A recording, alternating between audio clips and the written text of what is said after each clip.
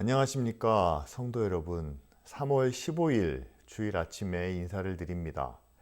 기쁜 우리 교회가 이렇게 인터넷으로 예배를 드린 지 벌써 2주가 지났고, 코로나 사태가 안정 국면으로 접어들고는 있지만 아직 감염의 확산이 지속되는 가운데 저희들이 2주 더 인터넷으로 예배를 드리게 되었습니다.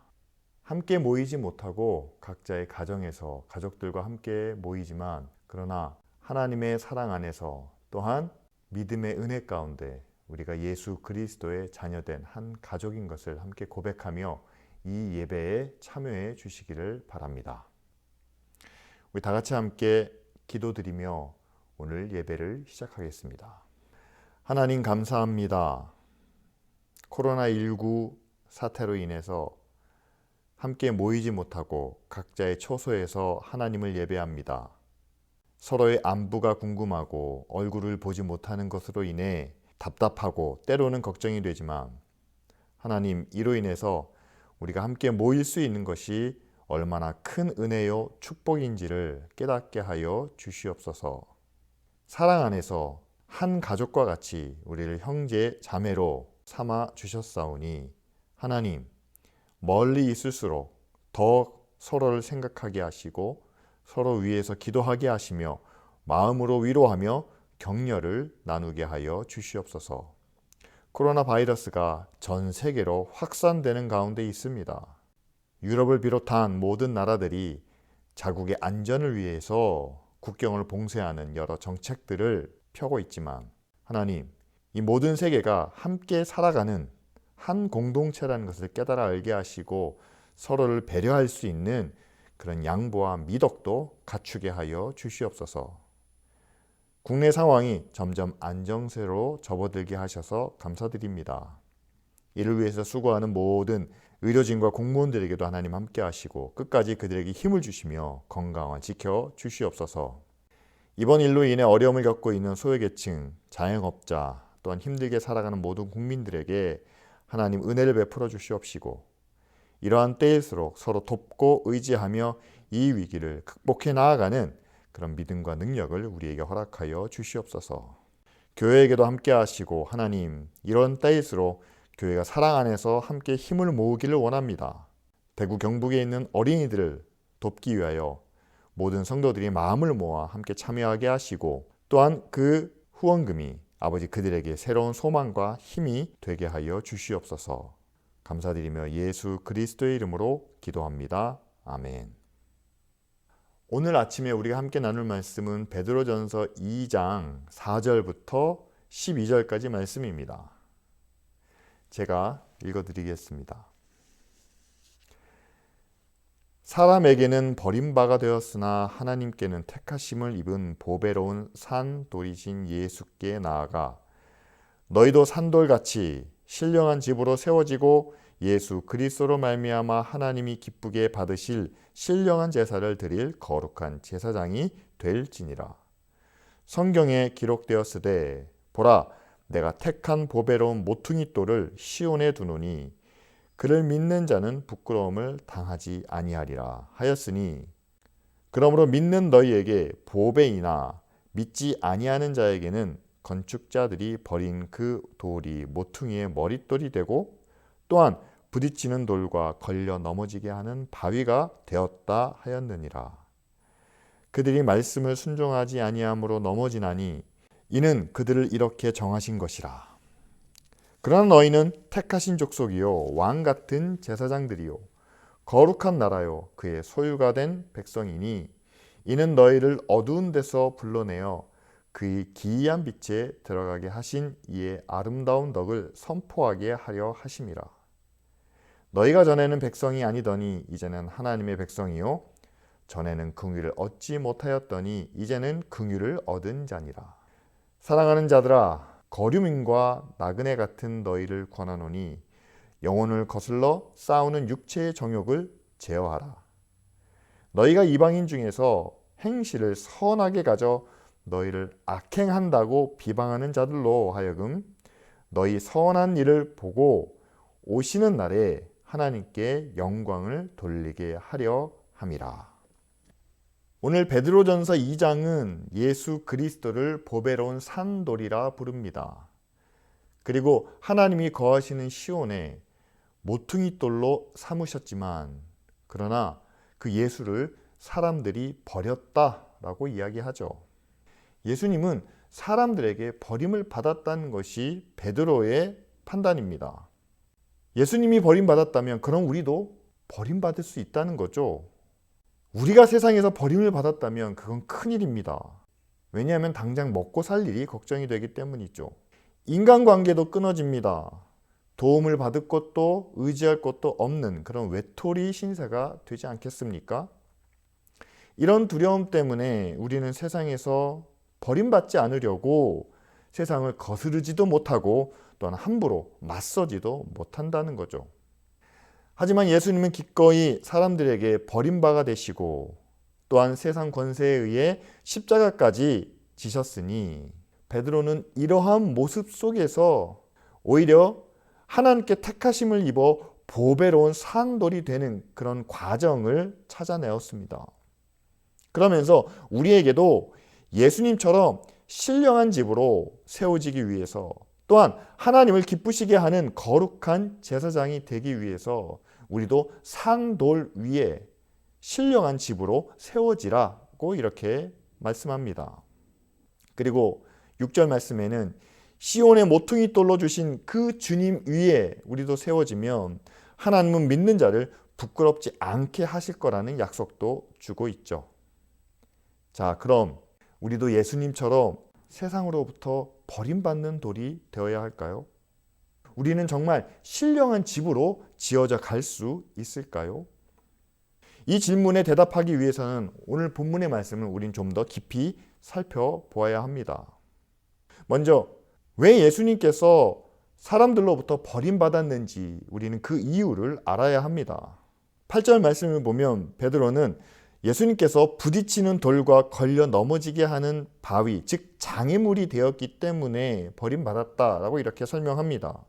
과연 누구에게 그렇게 되셨을까요? 바로 제사장들과 바리새인들에게 그렇게 되셨다는 거죠. 산돌이란 이름이 말하는 것처럼 예수님은 하나님의 살아있는 말씀을 가르치시고 또한 그 뜻대로 실천하셨습니다. 구약의 말씀을 보면 하나님은 아담에게 명령하십니다. 그리고 아브라함을 부르십니다. 그리고 모세에게 율법을 주시죠. 그들에게 살아있는 말씀으로 그들이 지켜야 할 명령으로 주신 하나님의 뜻이었죠. 예수님도 모세 율법을 근거로 해서 그 시대에 하나님께서 주시는 살아있는 말씀과 뜻으로 가르치고 실천하셨습니다. 그렇다면 유대인들도 제사장과 바리새인들도 그들을 향한 하나님의 뜻 그리고 하나님의 말씀을 듣고 찾으면 되지 않았을까요? 맞습니다. 그런데 그들은 자신들에게 주신 하나님의 말씀과 뜻을 찾기보다는 전에 내려온 규정과 전통들을 더 중요하게 여겼다는 사실이죠. 그 이유는 아마도 그들이 겪었던 역사적인 배경 때문이 아닌가 생각됩니다. 400년 넘게 식민지 생활을 했습니다. 그리고 선지자가 없는 암흑기를 보냈습니다.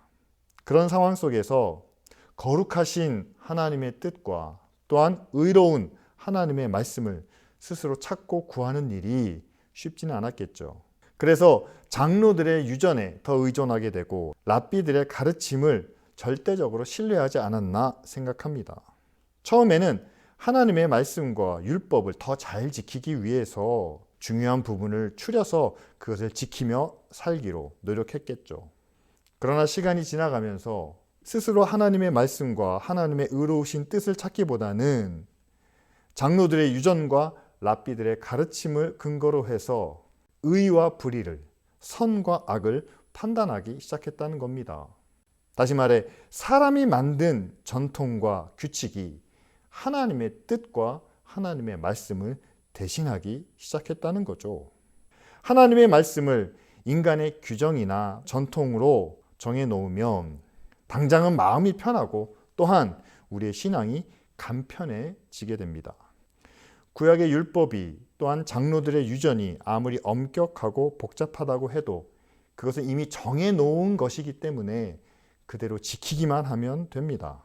하지만 예수님처럼 살려면 늘 하나님의 말씀과 하나님의 뜻을 찾고 구하며 전적으로 자신을 하나님께 맞춰가려면 이건 언제나 하나님을 생각해야 되고 또한 하나님의 뜻을 구해야 되기 때문에 쉬운 일이 아니죠. 여기서 유대인들과 예수님이 하나님의 뜻과 하나님의 말씀을 따르는 방식의 차이가 등장합니다. 유대인들은 정해놓은 규정과 전통을 따랐기 때문에 그들의 삶은 규정 안에 있는 부분과 규정 밖에 있는 부분, 다시 말하면 전통이 언급하지 않는 부분, 이 두 가지로 나뉘게 됩니다. 따라서 규정을 아무리 잘 지킨다고 해도 그 규정이 우리의 삶 모든 것을 다 포함하고 있지는 않죠. 규정이 말한 것만 지키면 나머지는 내 마음과 내 생각대로 살아도 되는 겁니다.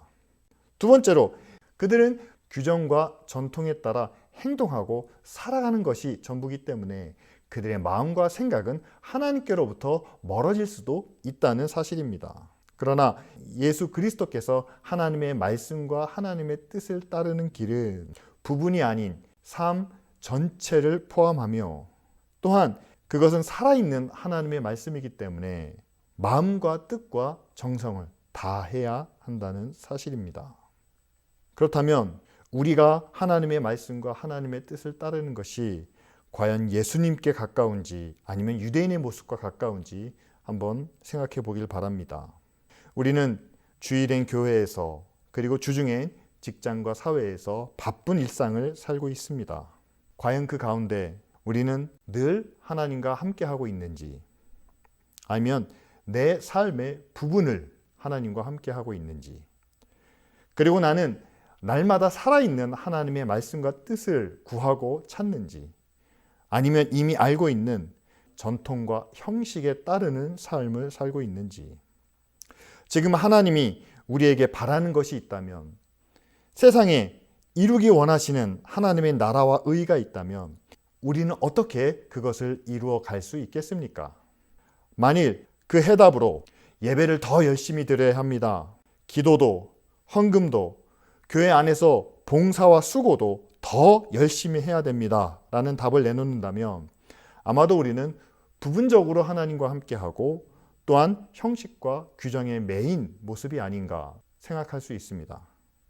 반대로 하나님의 의를, 하나님이 기뻐하시는 일을 우리가 함께 이루기 위해서는 내 삶 전부를 통해 우리가 할 수 있는 일을 찾아야 하고 또한 하나님의 말씀이 현실적인, 실제적인 부분까지 바꾸고 변화시킬 수 있도록 우리는 그렇게 믿음의 결단을 내려야 한다는 사실이죠. 하나님의 말씀이 우리에게 살아있는 말씀이 아니라 형식화된 그런 틀과 전통으로 자리 잡게 되면 그 하나님의 말씀은 우리 삶의 기초가 됩니다. 그리고 그 기초 위에서 우리는 우리 나름대로의 집을 지어가게 되죠. 그런데 기초가 하나님의 말씀이기 때문에 우리는 반석 위에 세운 집이다라고 자랑합니다. 오늘 베드로는 우리가 단지 기초가 하나님의 말씀으로 이루어진 그런 집이 아니라 우리의 집 자체가 하나님의 말씀과 하나님의 뜻에 따라 세워지는 그런 신령한 집을 지으라고 말씀합니다. 먼저 우리의 기초는 산돌이신 예수 그리스도입니다. 살아있는 말씀 위에 집을 지어야 하기 때문에 정해진 틀과 형식이 제시되지 않기 때문에 우리는 날마다 우리를 향하신 하나님의 뜻과 하나님의 계획을 묻고 찾아야만 합니다.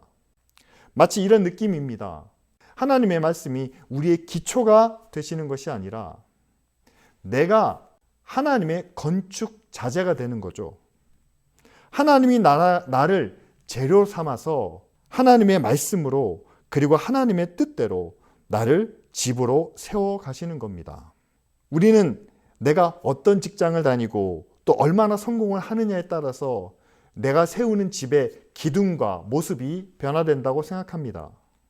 그러나 하나님께서 하나님의 말씀과 하나님의 뜻에 따라서 세우는 집은 우리의 직업의 문제가 아니라 모든 직업을 통해 하나님의 뜻에 따라 의롭고 정직하게 그리고 하나님께 기쁨이 되는 그런 기둥으로 세워지기를 바라십니다. 우리가 얼마나 성공했는지를 하나님은 따지시지 않고 성공과 실패와는 상관없이 모든 결과에 하나님께 감사하며 하나님의 은혜를 경험하고 함께 나누는 그런 기둥으로 또한 세워지기를 바라십니다. 산돌이신 예수 그리스도께서도 하나님이라는 기초 위에 자신의 뜻과 이상을 위한 집을 세우시지 않고 오히려 자신의 삶과 자신의 모든 것을 하나님의 구원 계획에 따라 드리시는 거룩한 성전으로 세워지신 것처럼 이제는 우리도 하나님의 말씀과 하나님의 뜻에 따라 신령한 집으로 세워지기를 바라시는 거죠. 저는 기쁜 우리 교회와 함께 모든 성도들이 하나님이 함께 하시는 거룩한 성전으로 그리고 신령한 집으로 세워지기를 바랍니다. 그러기 위해서는 무엇보다 교회 안에서만 부분적으로 하나님을 믿고 의지하는 것이 아니라 우리의 모든 삶 속에 하나님이 함께 하시는 것을 인정하고 형식화되고 종교적인 규칙과 전통을 따르기보다는 날마다 우리를 향하신 하나님의 뜻과 하나님의 말씀에 귀를 기울이고 찾는 우리 모두가 되기를 소원합니다. 그리고 이런 자들을 향하여 9절 말씀은 왕 같은 제사장이요 거룩한 나라요 하나님의 소유가 된 백성이라 하셨습니다. 그리고 이들이 하나님의 아름다운 덕을 세상에 선포하는 자들이다 라고 말씀하십니다. 삶의 모든 부분이 하나님과 함께하고 그리고 하나님이 기뻐하시는 뜻과 하나님의 말씀을 찾고 구하는 자들이라면 하나님의 아름다운 덕을 선포하기에 가장 합당한 자들이겠죠. 그런데 우리의 현실은 그렇지 못한 것을 봅니다. 그래서 교회들은 믿음이 부족하다, 기도가 부족하다, 열심이 부족하다라는 이유를 댑니다. 하지만 그것은 부족하기 때문이 아니라 우리가 잘못된 것을 의지하기 때문은 아닐까요? 우리는 형식에 의존하지 않습니까? 우리는 전통에 매여 있지는 않습니까? 아직도 부분적으로 하나님을 의지하고 있지는 않습니까? 저는 지금 우리 사회 속에서 하나님의 아름다운 덕을 나타내기 위해서는 교회가 세상을 향해서 더 이상 생색내는 일을 그쳐야 한다고 생각합니다. 진정으로 예수 그리스도의 사랑과 은혜를 전달할 수 있는 방법을 찾아야 합니다. 코로나19로 온 사회가 고통받고 또한 어려움을 겪고 있습니다. 전 세계로 확산되면서 불안과 공포가 야기되고 있습니다. 이럴 때 교회는 예배에 힘써야 됩니다. 기도해야 됩니다. 하나님의 구원의 능력을 구해야 합니다. 라고 주장하면 되겠습니까? 이것은 우리 안에서 우리끼리 해야 될 말이죠. 그러나 세상을 향해서는 우리가 담대히 이렇게 외쳐야 합니다. 나보다 남을 먼저 생각합시다. 우리가 받고 싶은 대로 먼저 우리가 대접하는 모습을 보이십시다. 그것이 교회를 향한 또한 교인들을 통한 하나님의 뜻이고 또한 하나님의 아름다운 덕을 알리는 길입니다. 라고 선포해야 하겠죠. 세상은 지난 2000년 동안 교회의 역사를 잘 지켜봐 왔습니다. 교회가 했던 일들, 또한 교회가 저지른 실수들, 욕망 앞에 무너졌던 위선적인 역사를 다 알고 있습니다. 그런데 하나님은 이런 세상을 향하여 하나님의 구원을 외치라고 말합니다.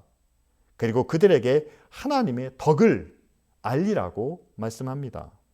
그렇다면 교회가 예전부터 해왔던 오래된 방식과 세상이 익숙하게 여기는 형식대로 사랑과 은혜를 전한다면 과연 그것이 세상 사람들의 마음에 전달이 될까요? 이러한 때일수록 지금 우리에게 주시는 하나님의 살아있는 말씀을 듣고 하나님의 뜻을 우리가 함께 깨달아야 합니다. 지금 상황 속에서 우리의 필요 가운데 하나님은 우리에게 있어야 될 말씀을 또한 우리가 증거해야 될 하나님의 뜻을 분명히 말씀하시고 깨닫게 하실 줄 믿습니다. 따라서 우리는 전해져 내려오는 것을 의지하기보다는 지금 새롭게 말씀하시는 하나님의 뜻에 더 귀를 기울여야 하겠죠. 저는 12절 말씀이 지금 한국교회를 향해서 주시는 하나님의 메시지, 경고라고 믿습니다. 너희가 이방인 중에서 행실을 선하게 가져 너희를 악행한다고 비방하는 자들로 하여금 너희 선한 일을 보고 오시는 날에 하나님께 영광을 돌리게 하려 함이라. 그 어느 때보다도 교회를 향한 부정적인 인식이 높습니다. 교회가 잘못했던 과거를 뉘우치고 회개해야 하겠죠. 그리고 난 뒤에 교회가 전해야 될 메시지는 분명합니다. 과거에는 우리가 잘못했지만 그러나 교회는 그렇지 않습니다. 하나님의 교회는 사랑과 선을 실천하는 곳입니다. 예수 그리스도의 구원의 은혜를 전하기 위하여 함께 나누고 베풀고 또한 은혜를 흘려 보내는 곳입니다. 이전에는 스스로 높이고 쌓아가고 또한 많은 사람들을 불러들여 스스로 영광을 얻고자 했지만 이제는 그렇지 않습니다. 오히려 그 반대입니다. 라는 메시지를 전해야 하겠죠. 그래야지만 교회를 비방하는 자들이 변화된 교회의 선한 모습을 보고 하나님께 영광을 돌릴 수 있는 그런 역사가 나타나지 않겠습니까? 지금 우리가 맞은 이 위기 상황 속에서 지혜로운 대처를 통해 하나님께 영광 돌릴 수 있는 길을 우리가 함께 찾아 나갈 수 있기를 바랍니다. 무엇보다 우리의 마음은 열고 이웃의 고통을 함께 나누며 그들을 섬길 수 있는 길을 다 같이 함께 찾아가기를 바랍니다. 기쁜 우리 교회는 오늘까지 모여진 헌금을 대구 경북 지역에 있는 어려운 아이들을 돕기 위해 월드비전으로 보냅니다. 그리고 교회가 할 수 있는 계속된 후원과 지원의 방법을 찾고 연구하겠습니다. 그리고 바이러스의 지역 확산을 예방하는 차원에서 인터넷 예배를 2주 더 연장하겠습니다. 교회로서도 또는 섬기는 목사로서도 참 어려운 결정이었습니다. 이게 과연 옳은 일일지 수없이 기도하며 되물어 보아도 교회를 위해서라면 우리가 성도들을 더 잘 돌보고 또한 교제의 끈을 더 단단히 하기 위해서라면 마스크를 쓰고라도 함께 모여야 되겠죠. 그런데 교회가 세상을 향해 하나님의 아름다운 덕을 전하고 또한 선한 모습을 통해 교회가 가진 이기적이고 위선적인 이미지를 변화시키기 위해서라면 교회가 2주간 더 인터넷 예배로 드리는 것이 필요하다는 것을 말씀드립니다. 교회의 어려운 결정을 잘 이해해 주시고 또한 따라 주시기를 부탁드립니다. 말씀을 정리하겠습니다.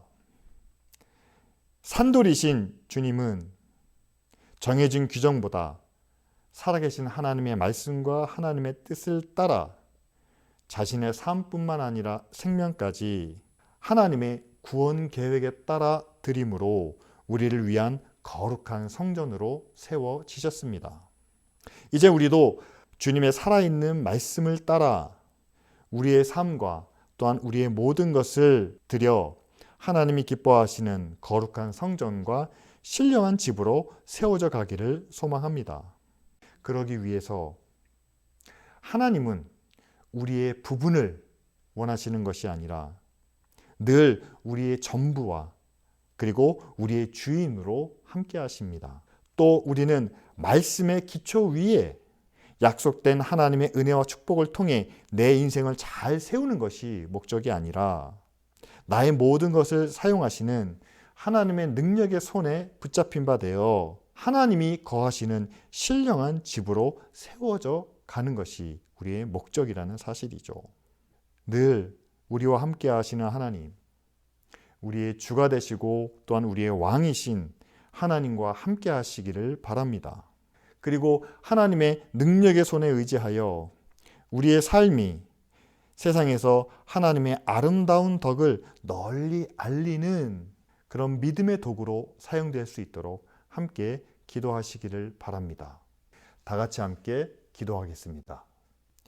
사람들에게는 버림받으셨지만 그러나 산돌이 되셔서 하나님의 살아있는 말씀을 지켜 행하시고 지금 우리에게 그 말씀과 진리를 가르쳐 주신 예수 그리스도께 감사와 찬양을 드립니다.